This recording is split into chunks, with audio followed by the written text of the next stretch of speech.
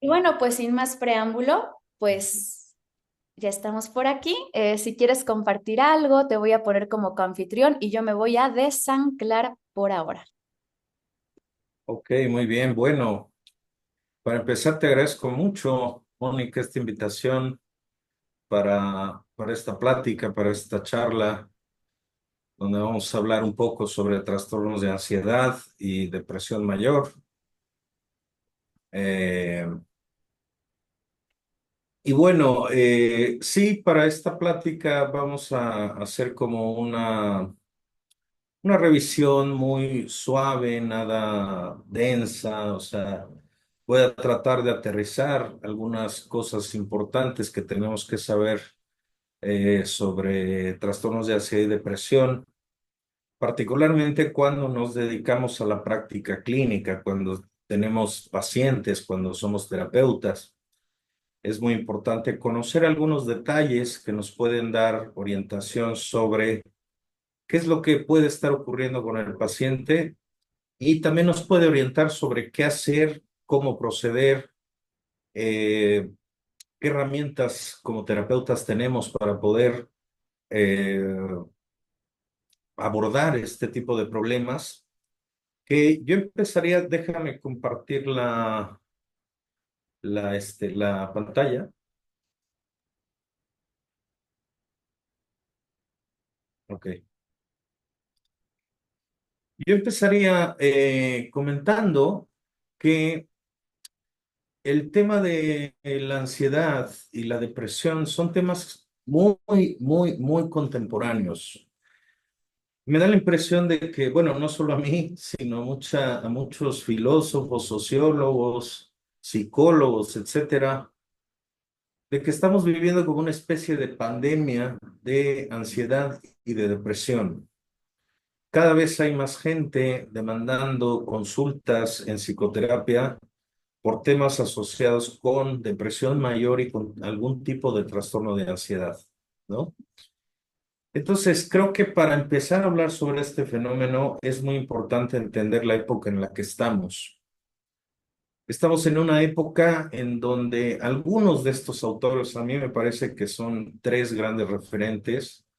El primero es Byung-Chul Han, un filósofo coreano educado en Alemania. Tiene un libro muy bueno que se llama La Sociedad del Cansancio, donde aborda justamente todo este problema del hombre posmoderno que se siente demasiado presionado por el mundo de hoy. Gil Lipovetsky, que es otro sociólogo muy importante, que escribe un libro que se llama La Era del Vacío, haciendo referencia justamente a esta especie de nuevo síntoma que empieza a aparecer en la sociedad contemporánea, ¿no? En el hombre posmoderno. Hay una sensación de vacío, ¿no? Que es cada vez más frecuente, ¿no? Y creo que dentro de estas figuras, también Sigmund Bauman, este sociólogo, este gran sociólogo que tiene muchos libros muy interesantes, uno de ellos es Tiempos Líquidos, pero también tiene otro que se llama El amor líquido, ¿no? En donde describe cómo los vínculos en el hombre posmoderno se han vuelto cada vez, utiliza la palabra líquido para referirse a la dificultad vincular del hombre posmoderno, del hombre de hoy, ¿no? Entonces, si juntamos una era en donde hay demasiadas presiones ambientales, hablando de Byung-Chul Han, por ejemplo, donde al hombre se le exige demasiada productividad, donde ya no es necesario ir a cazar un mamut para sentir que tenemos estrés, como lo hacía el hombre primitivo, pero ahora la preocupación y la angustia está en nuestras propias cabezas, ¿no? Nos hemos vuelto una especie como de tiranos de nosotros mismos y esto genera síndrome de burnout del trabajador quemado, trastornos de ansiedad, déficit de atención, ¿no? Está muy vinculado todo este fenómeno cultural a la aparición a la prevalencia más bien y a la gran presencia de estos trastornos en la población general. Y si juntamos también que esta dificultad muy moderna en los vínculos, en donde los vínculos se vuelven cada vez más porosos, cada vez más poco sólidos, pues lo que encontramos es que eh, es normal que la gente comience a sentir muchísima ansiedad y muchísima depresión, ¿no? Entonces, digamos que hay un contexto cultural en el cual estamos viviendo, estamos habitando un mundo diferente, en donde los problemas que enfrenta el hombre de hoy son muy diferentes a los de otra época. Y como resultante, digamos, a nivel psicológico, lo que estamos viendo es que cada vez hay más gente deprimida o con trastornos de ansiedad. Entonces, hay una diferencia muy elemental que todo terapeuta, psicólogo, cualquier persona que se dedique a temas relacionados con salud mental, tiene que saber diferenciar. Eh, no es lo mismo miedo, ansiedad y estrés, ¿no? El miedo es una respuesta fisiológica, normal, adaptativa, evolutivamente necesaria. El miedo si no fuera por el miedo, no hubiéramos llegado hasta este momento como especie. Y no solo en los seres humanos, en los homínidos, sino también en muchas especies animales. El miedo es un elemento muy importante porque activa en nuestro organismo dos mecanismos: luchar o huir, defendernos o escapar, ¿no? Entonces, no hay un ser humano en el planeta que no tenga la capacidad de sentir miedo. Todos en algún momento, una situación, un estímulo en específico nos produjo una sensación de miedo. El miedo es constitutivo a la naturaleza humana. Todos sentimos miedo, ¿sí? Es muy diferente a lo que ocurre con la ansiedad. La ansiedad tiene que ver más bien con una anticipación frente a un miedo imaginario, algo que nos puede ocurrir. Regularmente tiene que ver con anticipaciones hacia el futuro. Se experimenta más como un estado de tensión crónico, en donde la persona lo que experimenta es una preocupación constante sobre futurear, ¿no? Está todo el tiempo futureando. ¿Qué va a pasar? Y si no le encuentra, le busca. Si no encuentra de qué preocuparse, está constantemente la mente puesta en anticiparse al peligro, ¿no? Entonces, cuando ocurre esto, estamos hablando más bien de ansiedad. No es miedo, no es estrés, estamos bajo un estado de ansiedad. Ahora, el estrés es un estímulo. La palabra estrés deriva la palabra strain en inglés, que es tensión, que es generada por algo específico, por un estímulo específico. Por ejemplo, tengo que pasar un examen, ¿no? Entonces, mientras se acerca la fecha del examen, empiezo a sentir estrés, presión, tensión, ¿no? Esta tensión es muy específica, tiene una fuente muy concreta, que en este caso es el examen, ¿no? Es temporal, porque una vez que resuelvo el examen, supero la prueba, desaparece, ¿no? El estrés se libera. Entonces, en estado adaptativo, es decir, en el mejor de los casos, el miedo y la ansiedad, junto con el estrés, son necesarios para la vida.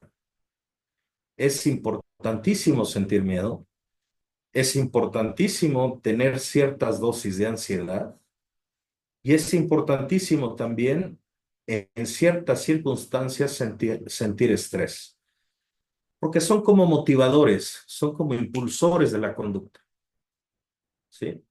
Son emociones, estados emocionales que nos empujan a la acción. Sin embargo, cuando hablamos de trastornos de ansiedad, esto ya se convierte en un problema. deja de ser un motor para la acción y se vuelve en un estado crónico de tensión, ¿no? Entonces, lo que vemos en esta imagen son las formas en las cuales aparece la ansiedad. Hay diversas formas en las cuales la ansiedad, digamos, se va a presentar, ¿no? Eh, Básicamente, los trastornos de ansiedad se dividen en trastorno de ansiedad por separación, que es un trastorno de ansiedad que se genera, hay mucha predominio de esta forma de ansiedad en niños, ¿no? No es exclusivo en niños, pero en niños esto se puede observar muchísimo. Mutismo selectivo, que es una manera también que aparece en la infancia, una manifestación de la ansiedad que aparece en la infancia. El niño de pronto se limita a hablar y no se limita nada más a la interacción con adultos, sino también con niños de la misma edad, ¿no? Es una manera en la cual el organismo responde frente a un estímulo la presencia de una ansiedad frecuente, constante. La fobia específica, en este caso, el trastorno de ansiedad se dirige hacia un estímulo en particular, ¿no? Yo creo que todos tenemos alguna fobia específica, ¿no? A todos de pronto tenemos miedo a algo. A mí en lo particular, por ejemplo, me dan miedo las alturas. Entonces, para mí volar de pronto puede ser, si bien no lo evito, pero es algo que no me gusta mucho, ¿no? Pero en el caso de la fobia específica, el paciente que llega con este trastorno al consultorio te puede contar cómo desde que ya está comprando el boleto, esa noche ya soñó que el avión se cayó, que un motor explotó, se generó una gran tragedia, ya se vio a sí mismo aterrizando en el Popocatépetl y salía tratando de escapar. Se imagina catástrofes en torno a un estímulo específico. En este caso, fobia a volar, ¿no? Hay un autor que me gusta mucho, que es el creador de la terapia breve estratégica, es un italiano que se llama Giorgio Nardone. Y en un libro donde él habla sobre cómo tratar trastornos de ansiedad con eh, terapia breve estratégica, él dice, el miedo es una cosa muy creativa. Uno le puede llegar a tener miedo prácticamente a cualquier cosa, ¿no?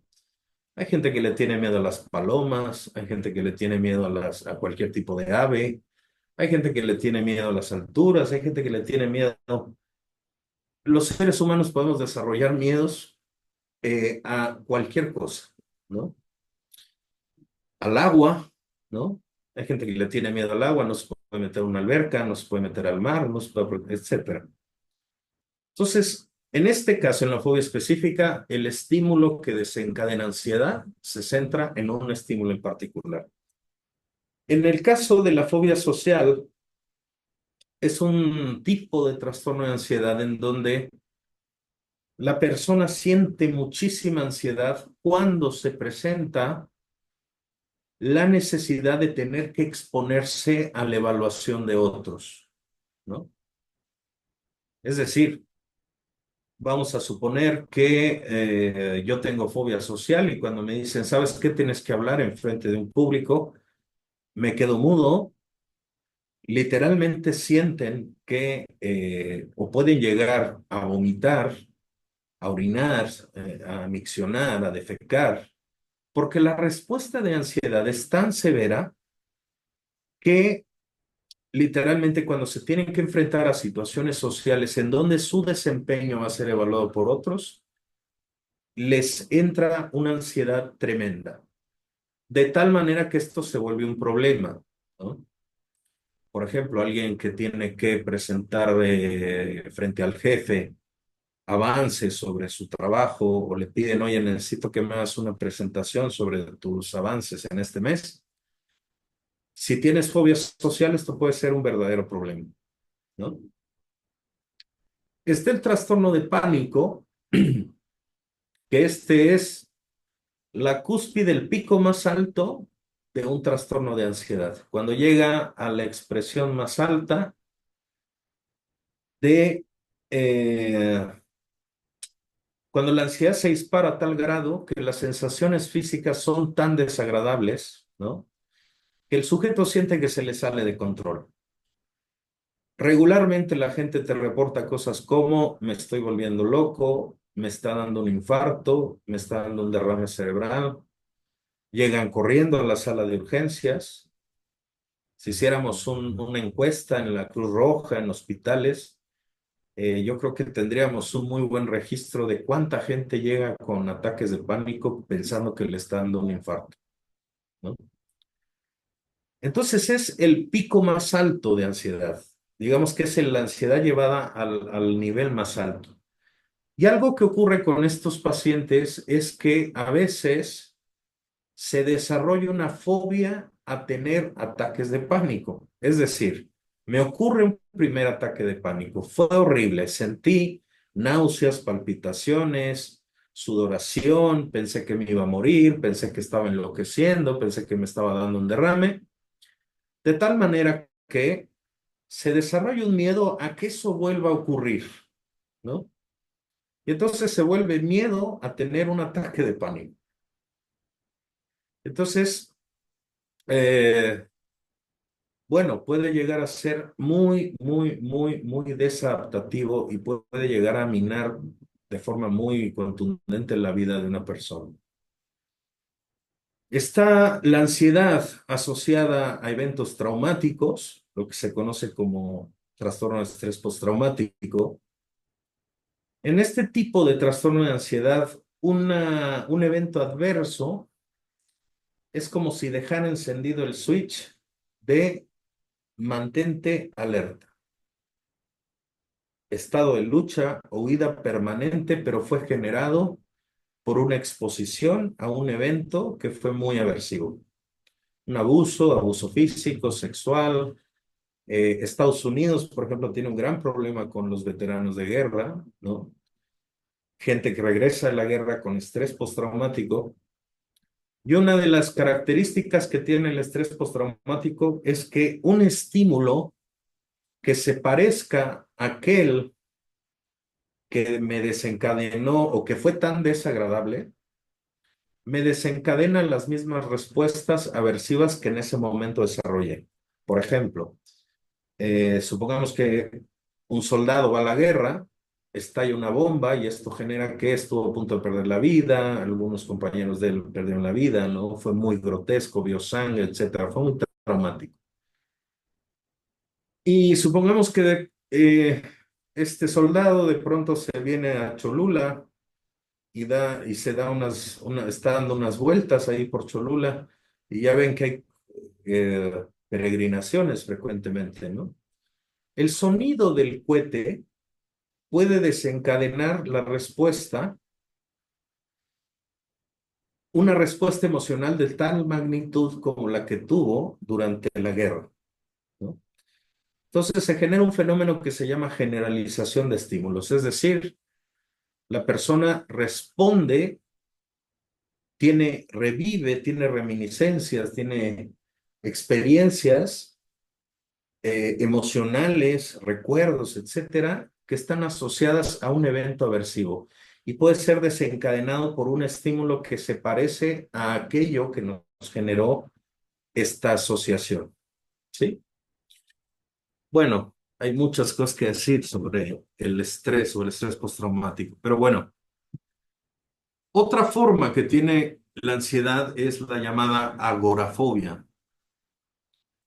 La agorafobia es el miedo o la ansiedad que emerge cuando me preocupa demasiado que algo me pase estando fuera de un lugar seguro, que regularmente se vuelve la casa.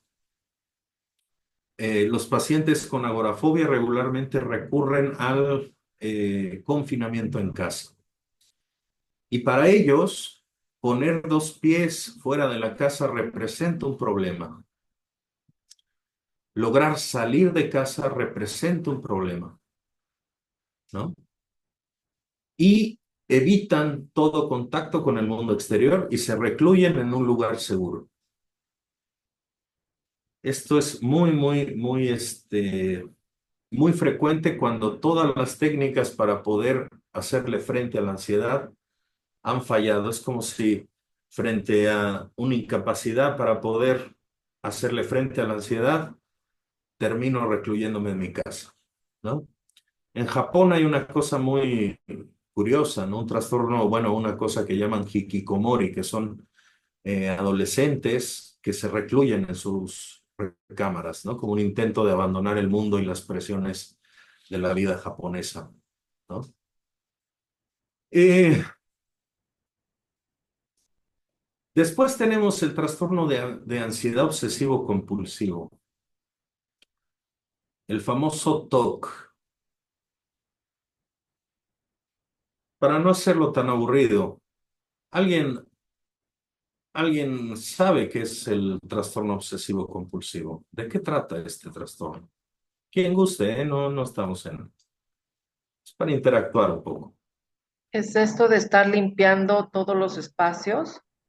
Claro, hay una Es una, obsesión por la limpieza, sí. sí, es más que por la limpieza como tal, que ese es un tipo del trastorno, un ejemplo, es la repetición, porque como puede ser, la compañía bien lo dijo, limpieza, puede ser que eh, olvida, piensa que ya dejó abierta la puerta, entonces es la repetición de una conducta muchas veces, que es Sí, complejo porque hay una disociación en el cerebro que la persona piensa que mm, está mal y que él lo tiene que hacer. sí, sí. Es muy cierto esto que dicen. Hay dos elementos en este trastorno, la obsesión y la compulsión. Pero no es lo mismo ser una persona muy ordenada, ordenar la ropa por colores, limpiar compulsivamente, que tener un trastorno de ansiedad obsesivo-compulsivo.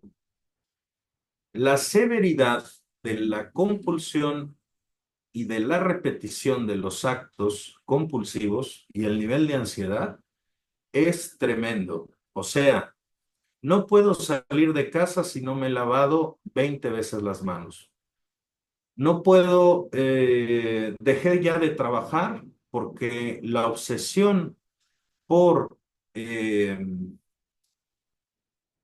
contar los cuadros del piso que tengo que llevar que tengo que ir contando para llegar a mi trabajo, pues ya me impidió que yo pudiera llegar y hacer mi trabajo como debe de ser. Y si por alguna razón en este ritual me lavo las manos no 20 sino 19, tengo que volver a empezar para cumplir el ritual completo. Entonces, la severidad no es lo mismo una personalidad obsesiva compulsiva que un trastorno de ansiedad obsesivo compulsivo. La severidad es mucho más grande, ¿no? Disculpe, Mm, doctor, que finalmente lo que impacta en estos trastornos son los sentimientos de culpa. No sabe manejar la culpa la persona ante la falta de su puntualidad, o sea, son bien severos, muy tiranos, consigo mismo, sí, ¿no? Trabajan bajo una perspectiva de culpa sí, y entonces quieren hacer esto bien. sí. Es una patología o psicopatología muy dolorosa porque la persona ya no quiere detenerse, Mm, pero ya la mente está totalmente ingobernable, ya tiene sus patrones estructurales, incluso neurológicos, entonces tiene que no, hacer un gran esfuerzo. Bien, usted lo aclara, es un trastorno de ansiedad por TOC, es muchísimo más severo que el TOC normal. Es más, hasta al lado de un TOC, uno de trastorno, el de TOC está casi sano al lado del trastorno. sí, Es muy triste la vida de los pacientes con estos diagnósticos. sí, sí. La verdad que genera mucho sufrimiento para ellos y para también a la gente que vive con ellos. Ahora, lo que ocurre es que hay una interacción entre la obsesión y la compulsión. La obsesión genera muchísima ansiedad. Y el acto compulsivo se vuelve una manera en la cual el paciente calma su obsesión. Por eso es obsesivo compulsivo. A través del acto compulsivo calma la ansiedad que le produce una obsesión, ¿no? En ambos casos, claro, en el trastorno de ansiedad es mucho más severo. Bueno, después está la famosa ansiedad generalizada, que es el trastorno del estar crónicamente preocupado o preocupada. De hecho, para su diagnóstico se requiere que esto esté presente cuando menos 6 meses.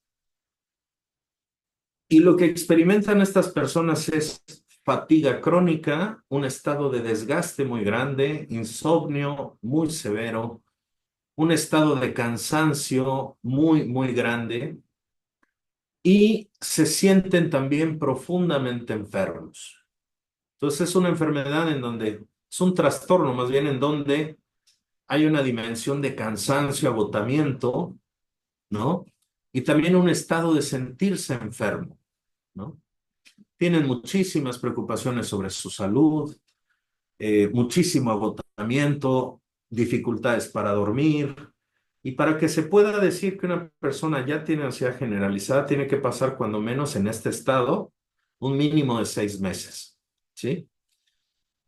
Que 6 meses estando en este estado ya es un tiempo muy, muy prolongado, ¿no?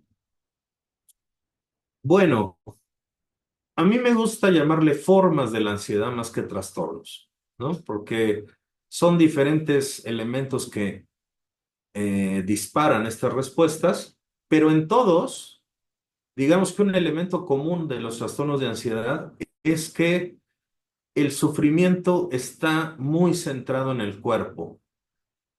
El cuerpo es el que siente, se siente mareo, se siente náuseas, vértigo, sensación de que se desmayan, dolores corporales, taquicardias, dolores de cabeza. El cuerpo es el que resiente muy drásticamente los trastornos de ansiedad. Hay un elemento de somatización en los trastornos de ansiedad muy importante, ¿no? Si lo vemos desde una perspectiva un poquito más existencial, es como un grito de ayuda del propio cuerpo. El cuerpo está diciendo, ya basta, ¿no? Ok, les voy a hablar un poquito sobre la neurofisiología o la neurobiología de la ansiedad. No me voy a meter a definir con mucha precisión estructuras del cerebro ni nada de eso. Voy a comentar lo más básico, lo más elemental, ¿sí? Pero ¿qué pasa con estos estados, ¿no? ¿Cómo le hace nuestro cerebro para producir estas experiencias? Primero, en nuestro cerebro hay una región que está en ambos hemisferios que se llama amígdala, que es de la dimensión de una almendrita más o menos. La amígdala cerebral, que se encuentra al interior del cerebro, forma parte de lo que se conoce como sistema límbico. Es una estructura cerebral clave para desencadenar la respuesta de lucha-huida, es decir, el miedo, también la agresión, ¿no? Entonces, el centro cerebral de producción, digamos, de la respuesta fisiológica del miedo es la amígdala cerebral. Es una región que tiene las dimensiones de una almendrita y está en ambos hemisferios del cerebro. La amígdala nos ayuda no solo a producir la respuesta corporal fisiológica del miedo, sino también nos ayuda a detectarlo. Es como un sistema cerebral que nos ayuda a monitorear en el contexto estímulos que pueden ser amenazantes. Y al mismo tiempo procesa también la respuesta fisiológica del miedo, ¿no? En cualquier momento, si alguien quiere comentar algo, si alguien tiene una pregunta, con toda confianza, pueden interrumpirme y hacer la pregunta, ¿eh? Entonces, digamos que el proceso de generación del miedo a nivel corporal inicia con la activación de la amígdala frente a la presencia de un estímulo determinado. Entonces, en nuestro cuerpo se activan dos mecanismos, uno hormonal y otro del sistema nervioso autónomo, esa parte del sistema nervioso que se maneja por sí mismo. Entonces, digamos que hay un componente hormonal en la respuesta frente a la ansiedad, el estrés, y hay un componente de activación del sistema nervioso autónomo, ¿sí? ¿Quién desencadena eso? La amígdala. Esta estructura cerebral es bien curiosa porque no solo nos ayuda a sentir el miedo, sino también nos ayuda a detectarlo en el rostro de otras personas. La amígdala nos ayuda a reconocer el miedo como una expresión emocional en el otro. No solo el miedo, pero en este caso que estamos hablando sobre ansiedad y demás, la amígdala cerebral nos ayuda a procesar y a generar el miedo en nuestro propio cuerpo y además nos ayuda a reconocer el miedo fuera y nos ayuda también a reconocer estímulos que están en el ambiente que pueden ser potencialmente peligrosos, ¿no?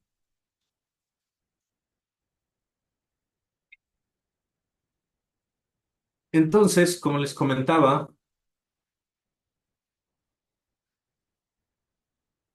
digamos que la amígdala cerebral es el que va a generar esta experiencia subjetiva de pánico, de miedo, mientras que la región cortical, la corteza cerebral, la parte más evolucionada de nuestro cerebro, es la que se encarga de las preocupaciones anticipatorias, las aprensiones, el sobrepensamiento, el estar dándole de vueltas a una cosa. De esto se va a encargar la corteza cerebral en comunicación con la amígdala. Pero la experiencia somática del miedo pasa por la activación de la amígdala cerebral, ¿sí?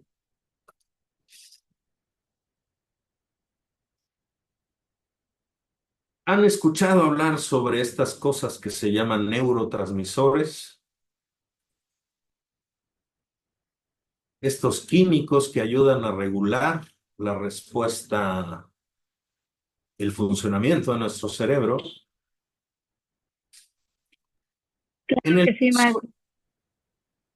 Muy bien.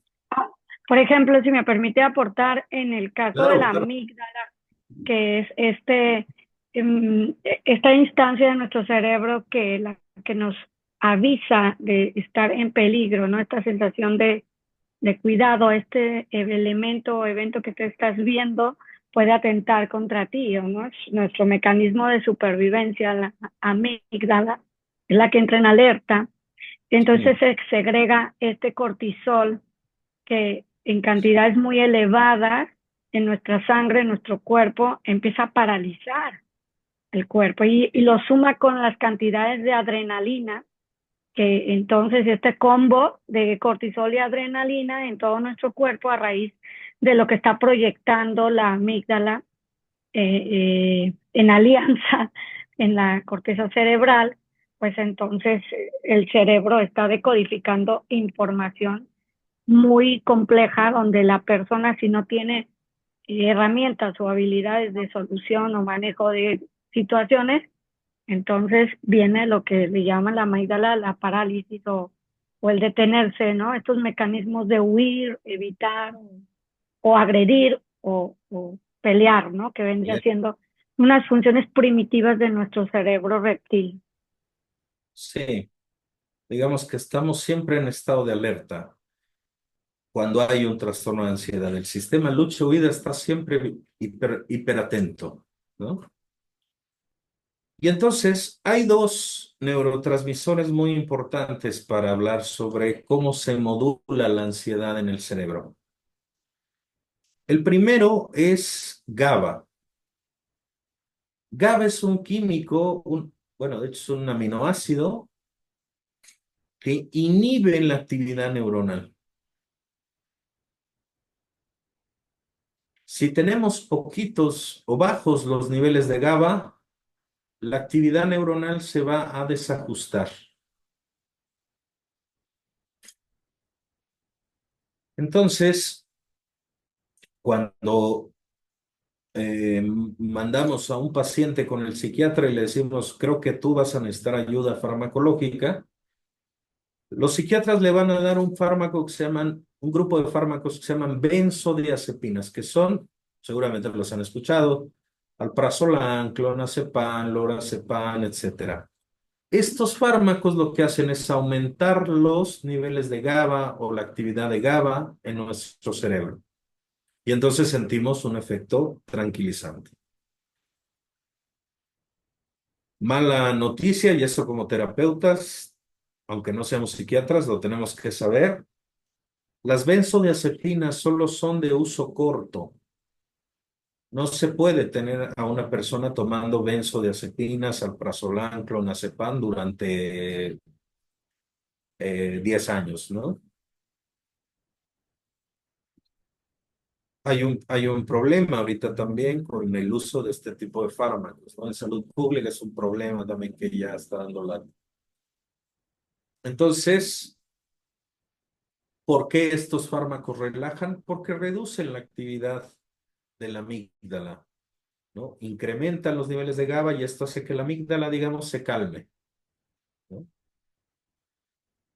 Y otro neurotransmisor que también modula la actividad de la amígdala, esta región que desencadena el miedo en el cuerpo, es la serotonina. La serotonina es un neurotransmisor, un químico en el cerebro que participa muchísimo en la regulación del estado afectivo.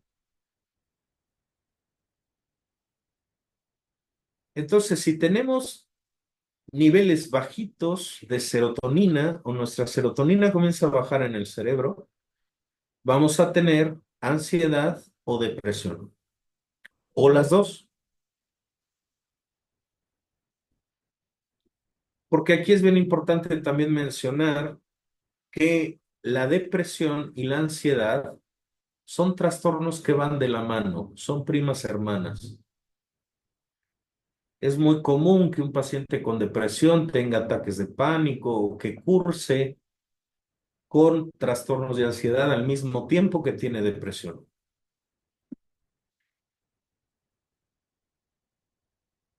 Entonces, estos dos neurotransmisores son muy importantes, ¿no?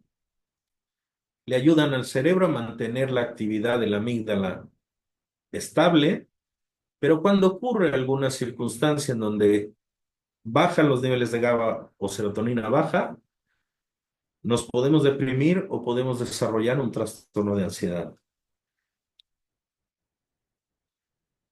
Entonces, a nivel periférico, a nivel del cuerpo, recuerdan que arriba les decía que hay una respuesta hormonal y también una respuesta autónoma, que tiene que ver con el sistema nervioso autónomo. Los pacientes que tienen trastornos de ansiedad tienen activaciones simpáticas constantes, frecuentes.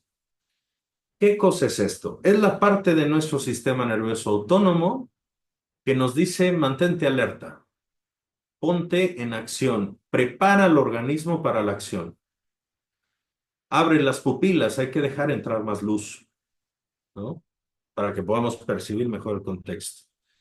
Inhibe funciones que en este momento no necesitamos. Por ejemplo, digerir. Ahorita no necesitas digerir. Mientras estás luchando o peleando, no necesitas hacer digestión. Nos olvidemos de esa tarea, ¿no? La vejiga se vacía. Por eso, les comentaba que en la fobia social hay pacientes que literalmente se orinan, porque la respuesta simpática hace que desechemos todo lo que no estamos usando para poder luchar o huir, ¿no? Nuestro hígado empieza a acelerar junto con el páncreas la producción de glucosa. Necesitamos energía para poder atacar o huir. El corazón empieza a agitarse. La irrigación sanguínea se va hacia las extremidades, brazos, piernas, para tener abastecimiento energético y poder luchar o huir. Las glándulas suprarrenales, que son glándulas que están pegadas a nuestro riñón, comienzan a liberar adrenalina, cortisol, para que el cuerpo disponga de la energía necesaria para poder defenderse. ¿Sí? Entonces, bajo estados de ansiedad, bajo estados de estrés, bajo estados de miedo intenso, sufrimos una activación simpática que está muy asociada a los síntomas que empiezan a experimentar estos pacientes cuando entran en estados de ansiedad. ¿Sí? Bres, Discúlpame, ¿me recuerdas lo que mencionabas hace un momento sobre el páncreas en el momento de huir, porfa? sí, claro, se empieza a liberar más glucosa. La glucosa se empieza a producir más glucosa para que tengamos más energía. La glucosa nos da energía para poder O sea, estar. la almacena, en tu óptica la almacena. No te escuché, perdón. En tu perspectiva, si el páncreas la almacena, como No, mencionas que la fabrica, la almacenaría. no es que la almacene, más bien la segrega. Favorece la liberación de glucosa. No es que Ah, ok, se como almacene que la en el páncreas. impulsa. Exactamente, exactamente. Vale, gracias. Sí, de nada. Eh, y bueno, se inhiben funciones que no estamos necesitando en este momento, ¿no? Estamos tratando de ir o luchar. Claro, el sistema nervioso parasimpático es el que ejerce el efecto contrario, ¿no? Relaja la pupila, estimula la digestión, este, ejerce el efecto antagónico para no repetir cada una de las cosas, ¿sí? Entonces, bajo estados de ansiedad vamos a tener siempre una actividad simpática frecuente, todo el tiempo activándose.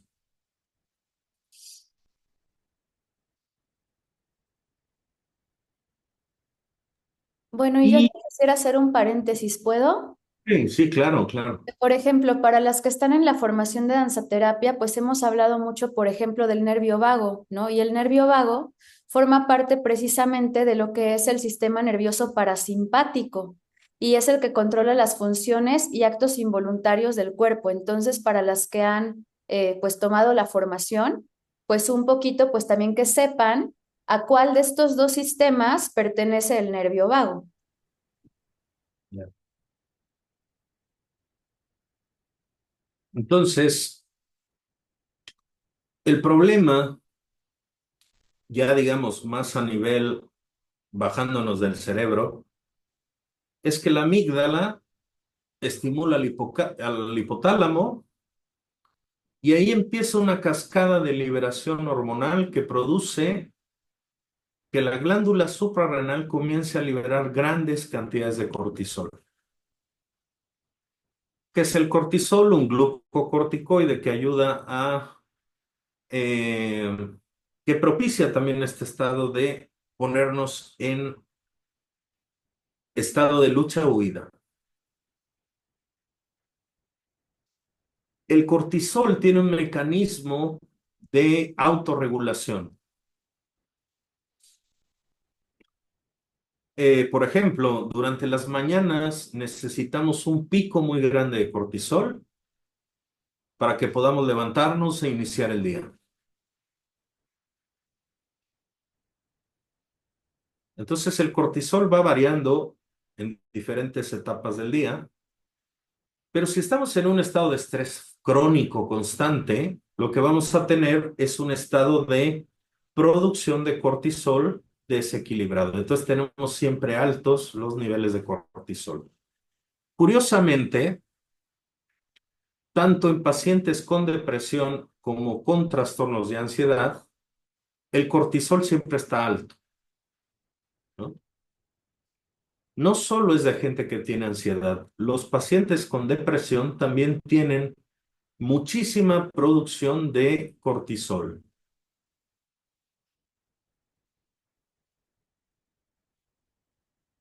Para analizar esto se hace una prueba muy sencilla que se llama test de fallo de la dexametasona, que es que en teoría debería de inhibir la función del cortisol. Y resulta que ni con dexametasona los niveles de cortisol se regulan. Y esto ocurre con depresivos y con personas que tienen ansiedad.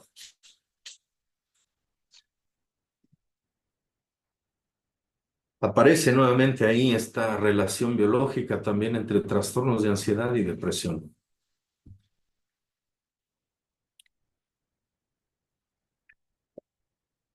Esta gráfica está así muy rara, pero se las voy a resumir, a sintetizar.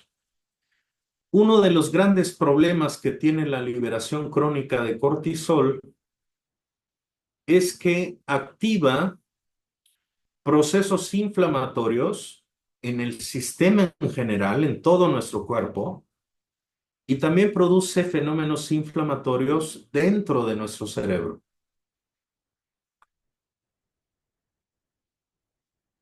Cuando tenemos demasiado cortisol producido por una hiperactividad del eje HPA, hipotálamo, pituitaria, glándula adrenal,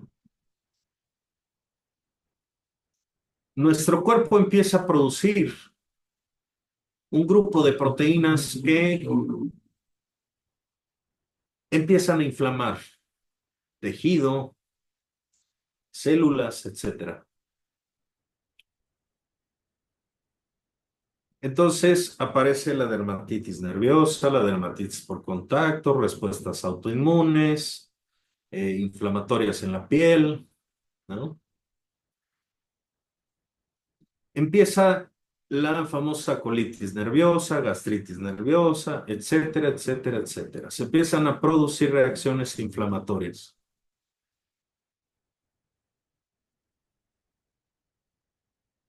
Y no solo ocurre en el cuerpo en general, sino también ocurre dentro de nuestro cerebro. Se empieza a activar un proceso de neuroinflamación que termina matando neuronas, induciendo procesos de muerte neuronal.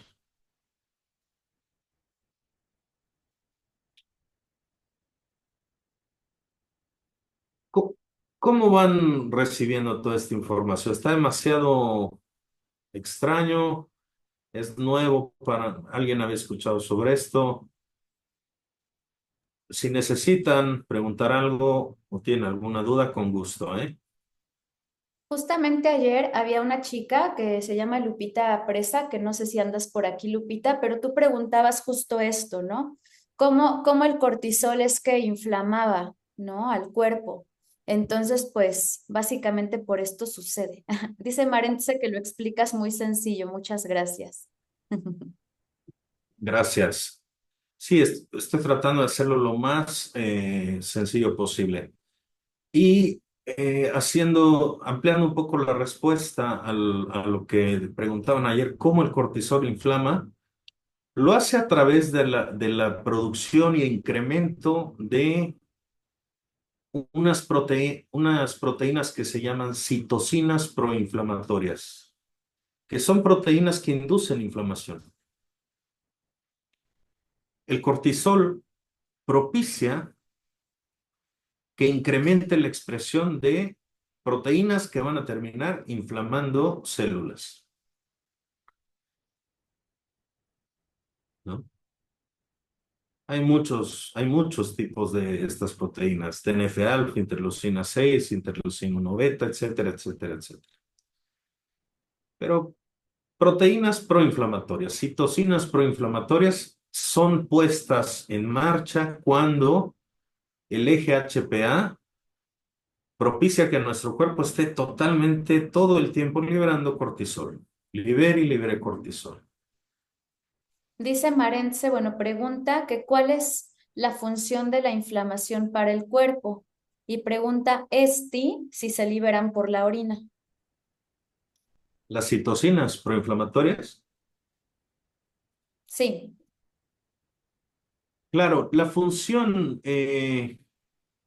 bueno, en este caso, esta inflamación se vuelve más bien una reacción anómala, ¿no? Se dan procesos inflamatorios en donde no tendría que darse, ¿no? Propiciando que el sistema inmunológico pues se suprima, ¿no? Se generen fenómenos inflamatorios en donde no deberían de estarse inflamando cosas, ¿no?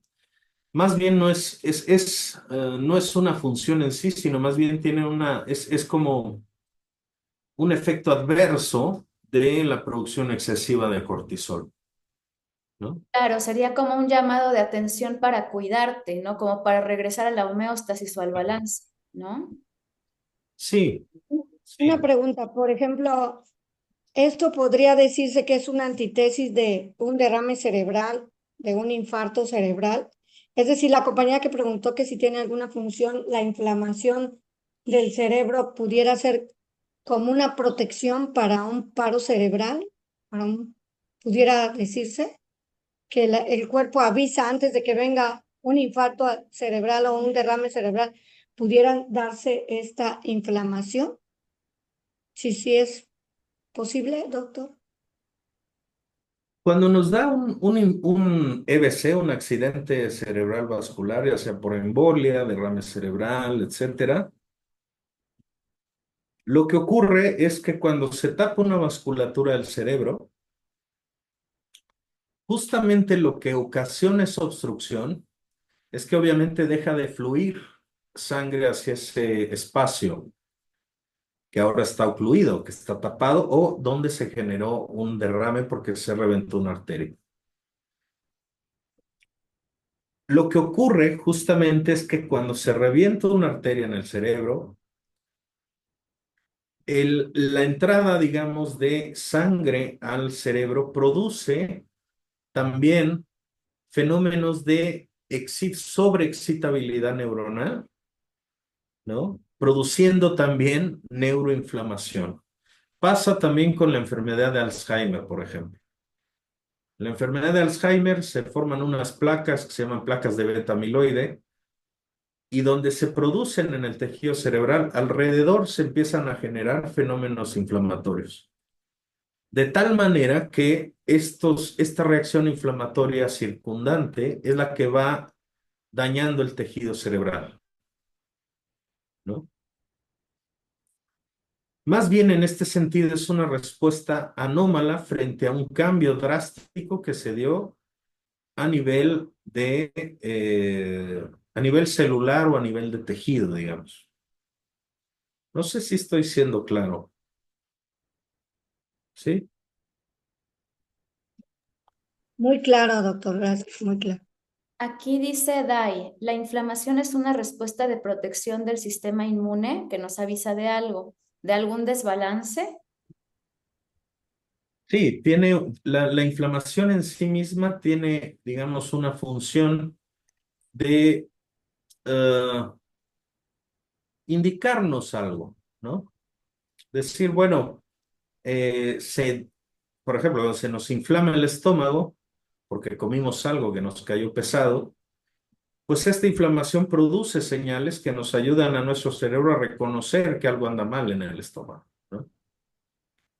Pero en este caso estamos hablando de procesos inflamatorios que se vuelven, además de que se vuelven muy intensos, se vuelven crónicos, ¿no? Es una inflamación innecesaria, digamos, que termina produciendo lesión al tejido, en donde se presente, ¿sí?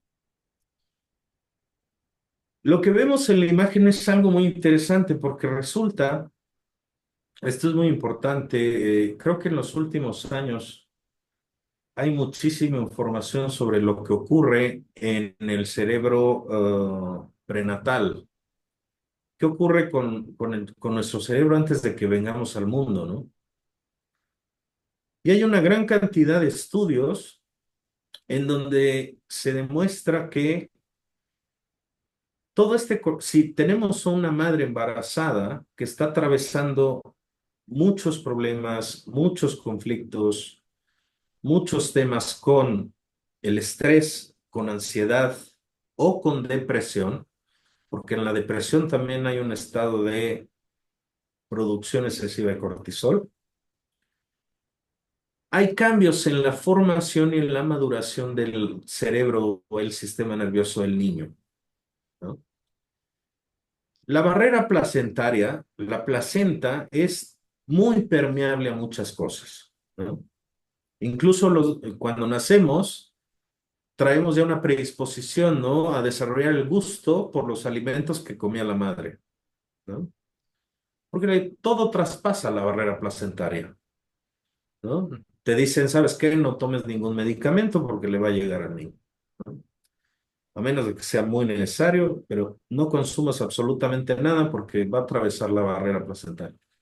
Y estos procesos inflamatorios también se producen en el sistema nervioso del niño. Es decir, una madre embarazada bajo estados de estrés crónico o bajo depresión mayor puede, en las grandes cantidades de cortisol que su organismo empieza a producir, pueden afectar al desarrollo del sistema nervioso del niño, generando cambios en la conformación de estructuras del cerebro, incluyendo la amígdala cerebral, deficiencias en GABA, que es este neurotransmisor que les decía que nos ayuda a inhibir la actividad neuronal.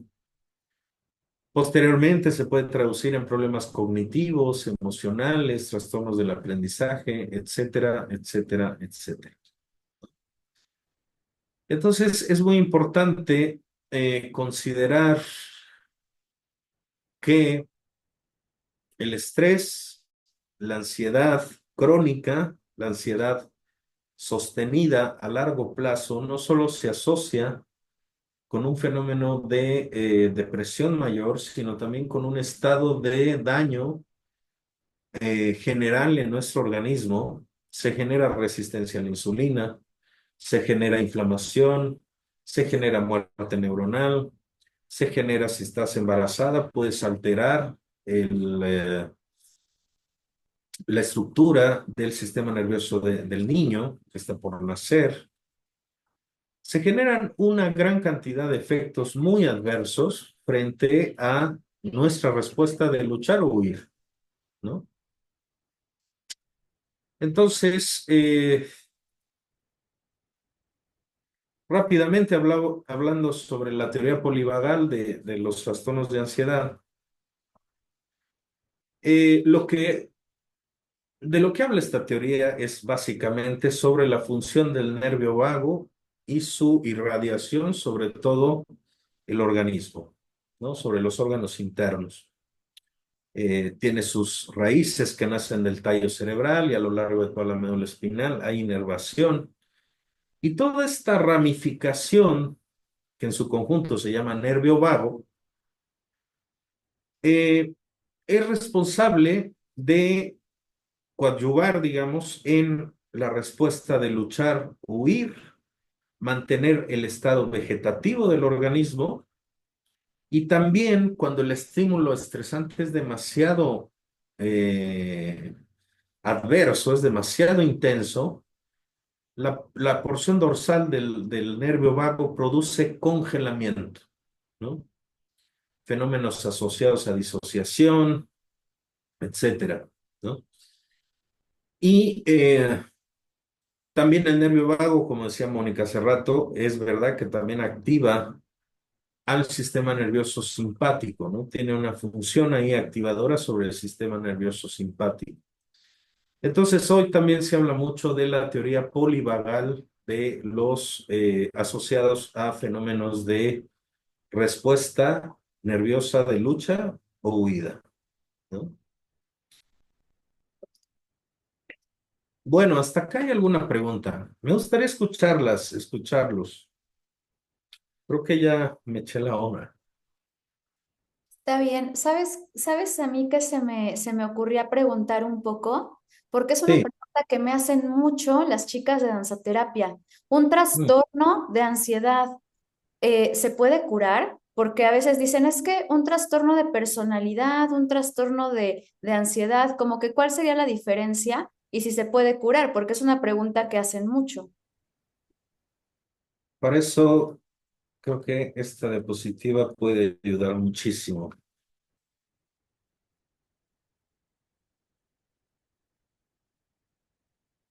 No, no la tengo acá. Pero bueno, en, hablando, digamos, estrictamente en términos clínicos, uno no se cura, pero sí se recupera. No es lo mismo recuperarse de una depresión que curarse de una depresión. ¿Qué quiere decir esto? Recuperarse es remisión completa de los síntomas. Pero esto no te garantiza que esto va a volver a ocurrir en algún momento, ¿no? Entonces, digamos que la misión siempre es, cuando hay un trastorno de ansiedad o un trastorno depresivo mayor, es alcanzar la recuperación, sin prometer la cura, desde luego, ¿no? La palabra cura es algo que todavía no podemos decir, ¿no? No es médicamente posible, farmacológicamente tampoco es posible, no hay fármaco que te asegure que te va a curar de la depresión o de la ansiedad, ¿no? Por eso quería mostrarles esta gráfica, yo creo que ya con esta voy cerrando. Lo que vemos en esta imagen es cómo disminuye la probabilidad de alcanzar la recuperación de un estado depresivo mayor conforme vamos probando diferentes tratamientos farmacológicos. Es decir, si ya probamos 4 grupos de medicamentos diferentes, en cada intento la probabilidad de que logremos salir de un episodio depresivo mayor va disminuyendo drásticamente, ¿sí? Esto es únicamente hablando en términos farmacológicos. De aquí que sea muy importante la parte de la psicoterapia, ¿no? No le podemos dejar todo al fármaco, ¿no? La psicoterapia en este sentido es sumamente importante.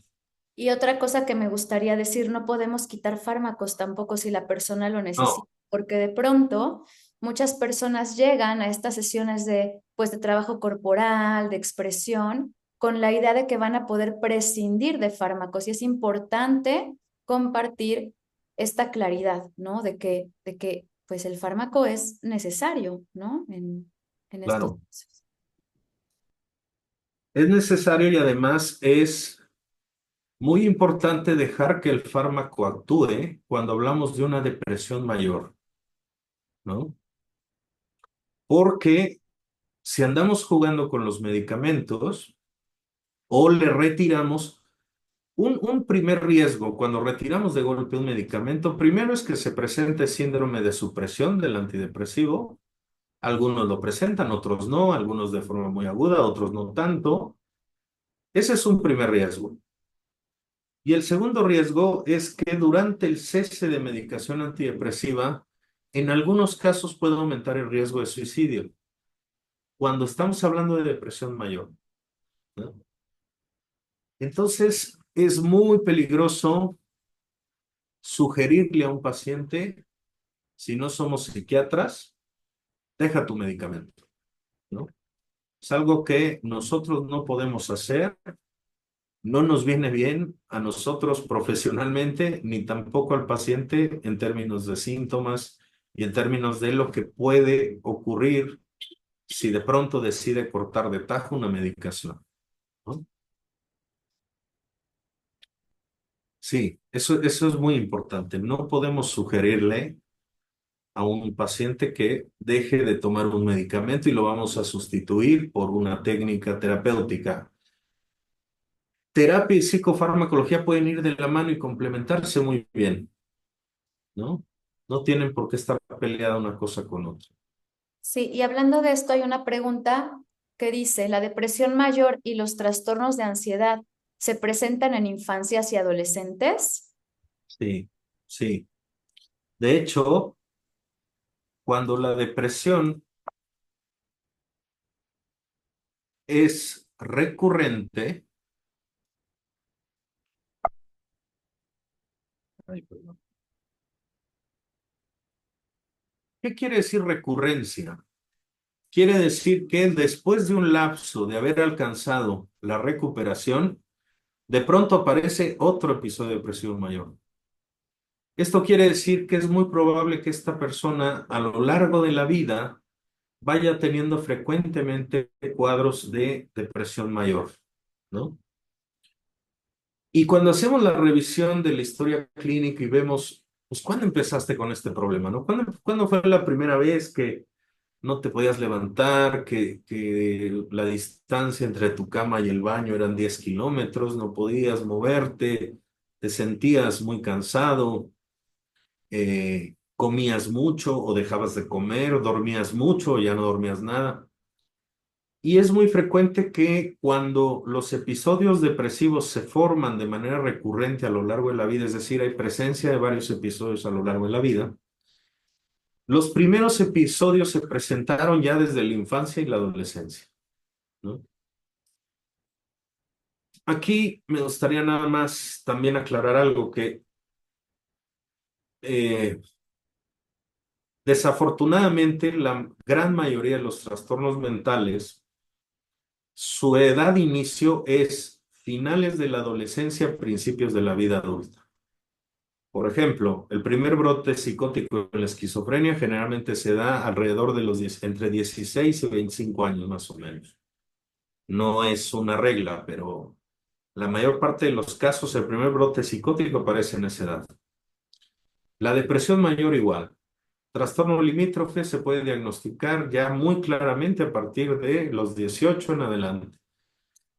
Pero eso no quiere decir que haya una fase de aparición de síntomas que incluso se podían ver desde la infancia o desde la adolescencia, etapas iniciales de la adolescencia. A esto se le llama fase prodromo. La palabra prodromo quiere decir los síntomas iniciales antes de que aparezca una enfermedad, ¿no? Por ejemplo, me va a dar una gripa, y pues un síntoma prodromo puede ser un dolor en el cuerpo, sutil, una leve sensación como de escurrimiento nasal, y hasta uno mismo dice, uy, creo que me va a dar una gripa, ¿no? Lo mismo pasa con los síntomas psiquiátricos. A veces hay cosas en la infancia que empiezan a aparecer, pero en ese momento no lo podemos diagnosticar o no aparece tan claramente como para poder ser diagnosticado, visto claramente, ¿no? Pero conforme va pasando el tiempo, regularmente finales de la adolescencia, ahí es donde digamos que los síntomas aparecen de manera más clara, ¿no? Y se puede ver. Por eso también es tan difícil esto de el diagnóstico en la infancia y en la adolescencia, porque se mezcla con muchas cosas, incluido, por ejemplo, en la adolescencia todo el tema del cambio hormonal. Entonces, pero desde luego puede haber depresión infantil, ansiedad infantil, que se prolongue a la adolescencia o se presenta en la adolescencia y también lo mismo con la ansiedad, ¿no? Bueno, Bien, pues qué explosión de información, mucha información, pero yo creo que nos sirve mucho, la verdad, todo lo que nos has compartido en términos muy, pues muy generales, ¿no? Porque también yo sé que esto pues abarca un montón, ¿no? De trasfondo, pero pues y de verdad agradecerte pues por habernos compartido todo esto y no sé si hay alguien que tenga alguna duda, que se quedaron con alguna inquietud. También, bueno, voy a dejar los contactos de Eduardo y también compartirles que él tiene pues un proyecto educativo donde imparte diplomados, cursos, licenciaturas, maestrías, bueno, de todo, ¿no? Entonces también pues ya estaré compartiendo en el directorio todo eso para quienes quieran profundizar, porque yo ya le dije, yo ya me apunto a tus cursos. De hecho, le estaba diciendo en la tarde, yo me apunto a tus cursos, dime dónde, porque me parece muy interesante todo esto, ¿no? Entonces, bueno, pues no sé si hay alguien que se quedó con algo,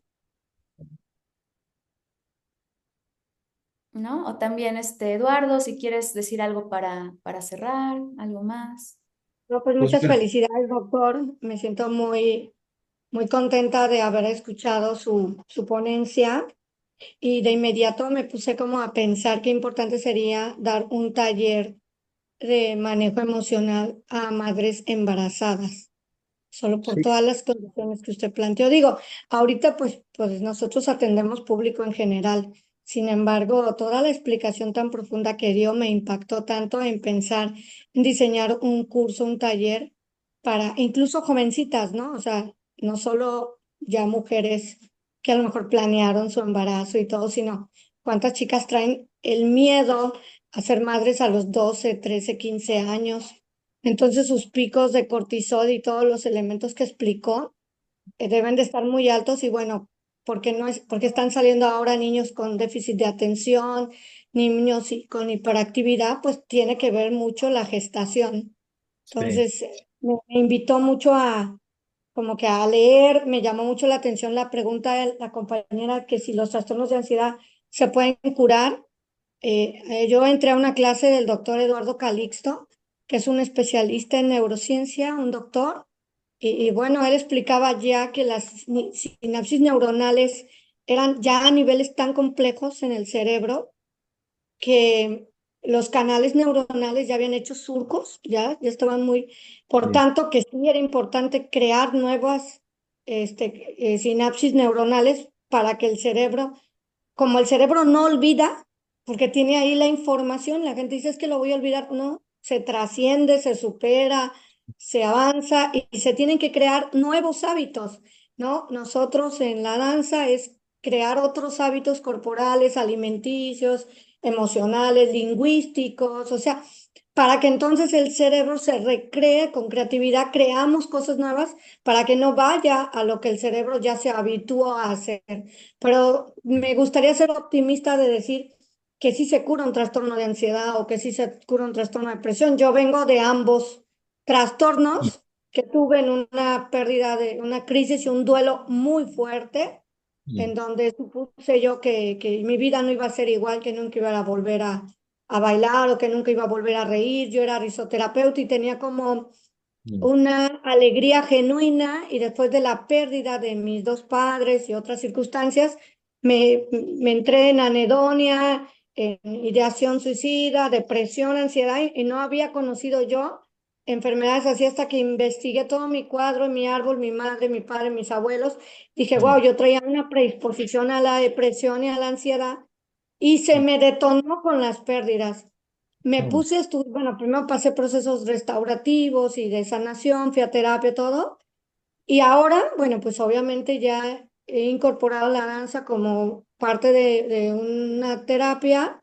Sin embargo, yo sí puedo decirle que yo sané, pero cuando me venga otra crisis y otra situación, ahí es donde voy a decir si realmente superé esa situación. Pero como mm, usted bien claramente lo dijo, ya está la información en el cerebro. mm, Entonces es importante saber cómo va uno a reaccionar posteriormente. Entonces, mi mm. respuesta sería, híjole, doctor, primero invitarlo a que nos dé otra charla, estoy muy entusiasmada, Ya vamos a armar porque un curso con el doctor. vamos a, porque a mí me encantaría decir que los trastornos de ansiedad y depresión se curan, pero yo creo que la ciencia médica, con toda la expertise de usted y la explicación del cerebro, no podemos tomar trastornos así a la ligera, ¿no? O sea, decirle a un paciente si te vas a sanar y te vas a curar.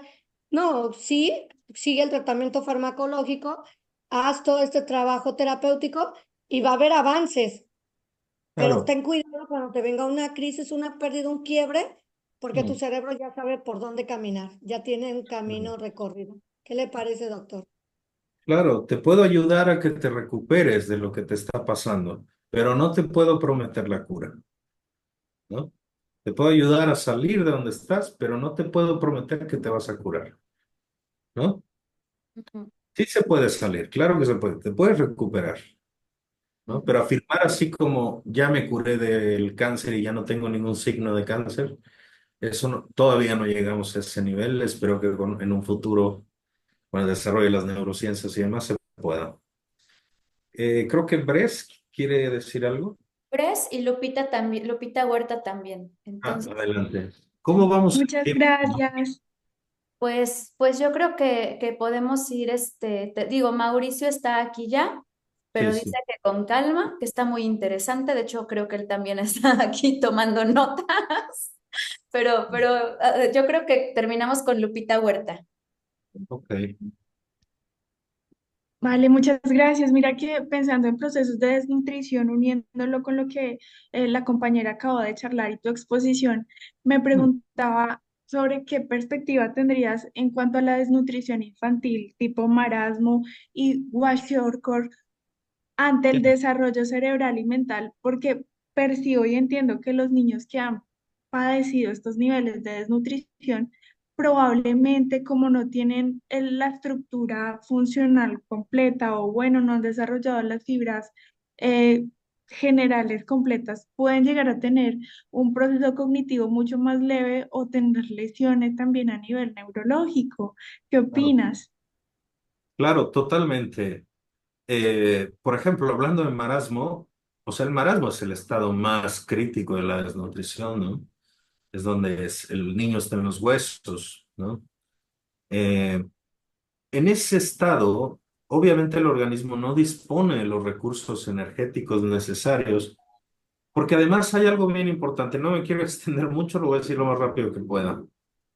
El cerebro es el órgano que más abastecimiento energético del cuerpo, es el órgano que más le pide abastecimiento energético al cuerpo, ¿no? En el desarrollo infantil, incluso en las primeras etapas, el 60% de la energía total del organismo se la lleva el cerebro, ¿no?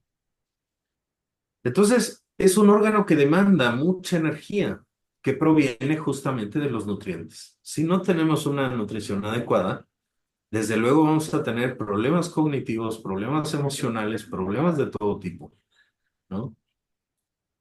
Y cierro nada más con esto diciendo que también temas asociados a ansiedad y a depresión, lo que comemos, porque gran parte, más del 70 y tantos por ciento de la serotonina que llega a nuestro sistema nervioso central, al cerebro, proviene del tracto gástrico, ¿no? Entonces, modificaciones en dieta, a veces en una ansiedad leve, en un trastorno del estado de un estado de un trastorno del estado de ánimo lo suficientemente leve que podamos tomar medidas alternas. Lo que comemos puede ayudar mucho. Modificar la dieta puede ser muy útil. Y claro, cuando hay desnutrición, no hay abastecimiento energético y el cerebro no puede desarrollarse de forma adecuada bajo ninguna circunstancia, ¿no? Y bueno, Bueno, para cerrar, Lupita Huerta, que levantó la mano al principio. adelante, adelante. Bueno, yo voy a ser muy breve porque sí ya se extendió un buen. Bueno, yo tengo dos temas. Bueno, uno personal. Por ejemplo, a mí en el sueño, tengo mucho miedo, yo duermo con la luz prendida. Mm, Yo he pasado eventos pues muy fuertes también, y no sé si se deba a eso. Yo no puedo dormir si con la luz apagada porque siento que algo se me encima y a raíz de eso, con dos, tres veces que lo sentí, tengo mucho miedo. Y no sé a qué se deba, podría ser por alguna situación de lo mismo, que he estado con mucho estrés, con situaciones que han pasado adversas, ¿no? Tengo un hijo con discapacidad y son 32 años y bueno, un evento fuerte. ¿Podría ser por eso? claro, puede ser que me llama la atención el timbre de tu voz cuando me hablas de esto, pero puede Sí. ser que puede ser que estés bajo demasiada presión. Esa puede ser una, ¿no? Puede ser también que algo haya ocurrido, ¿no? En donde asociaste la experiencia de la oscuridad con una respuesta fóbica de este tipo. No lo sé, tendría que ver, tendríamos que revisar qué hay ahí. Pero puede ser que tengas un periodo, estés atravesando un periodo de estrés muy crónico, o puede ser que en algún momento este tema de la oscuridad lo asociaste con una experiencia que te produce miedo. No lo sé, pero me suena, aunque podría ir por ahí así, digamos, diciendo algo con solo lo que escucho en este momento. Ok. Mm, Ahora, otra, esa es una personal. Yo trabajo con un grupo de personas con discapacidad. Pues ya, precisamente por mi misma situación me llevó mm, no sé si consciente o inconscientemente, mm, a tener ese grupo, inclinarme por ese grupo de personas vulnerables, como de ya, querer apoyarlos, ayudarlos, pero a veces creo que me mm, cargo mucho más de lo que debiera hablar por sí, lo mismo. No sé si quisiera cubrir esa parte que como yo vivo con mi situación, querer darles más, pero a veces me da ay, me siento como culpable, como de no poder dar más porque no está en mis manos, ¿sabes? ya. Entonces quisiera dar más, pero pues a veces no es posible, ¿no? Entonces me siento como mal, ¿no? Sí. Lupita, tú y Bueno, yo nos tenemos que ir a tomar un café, estás acá en Puebla, entonces hay que ver. Sí, sí, yo nada podría más, ser. yo nada más te preguntaría, bueno, primero, ¿para qué dar más? ¿Cuál es la motivación de fondo en el querer dar más? Te la dejo ahí al aire. Y además me parece que cuando uno se hace cargo de un paciente, una persona que tiene una discapacidad, hay dos pacientes en realidad, el que sufre la discapacidad y el que lo cuida. Ujú. Son dos pacientes. Y muchas veces nos fijamos nada más en uno, pero son dos. Y el cuidador primario de llámese cualquier enfermedad que genere discapacidad, la pasa y se carga muchísimo de responsabilidad, pero parece que además quieres dar más. Entonces, sería buen Ese tema tipo. para terapias. Ok, Ah, gracias. Lupita, bueno, no, llámame. gracias a ti. Ya ando acá, Sí, háblame. Pero bueno, órale, pues muchas gracias, Bueno, Eduardo. Muchas gracias, gracias. Mónica. Disculpa a la persona que sigue después de mí, ya me comí un buen de tiempo, una disculpa. Sí, no te preocupes, ya le había escrito a Mau un mensajito. Muchísimas Ya, gracias, Eduardo. Y bueno, pues yo voy a compartir tu contacto también en el directorio que estoy armando para que pues también por ahí te sigan. Y pues ya ya. si armamos algo por ahí, pues ya también les avisaremos. Entonces, muchísimas gracias. A la orden, muchas gracias. Ya hacen un excelente trabajo. Estuve conectado por ahí y la danza, el movimiento, no saben qué bien le hacen a la gente que tiene depresión, que tiene ansiedad. Sigan haciéndolo, por favor. Un gracias. gusto. Gracias. Gracias, muchas Hasta gracias. luego. Por aquí ya está Mau, ¿cómo estás?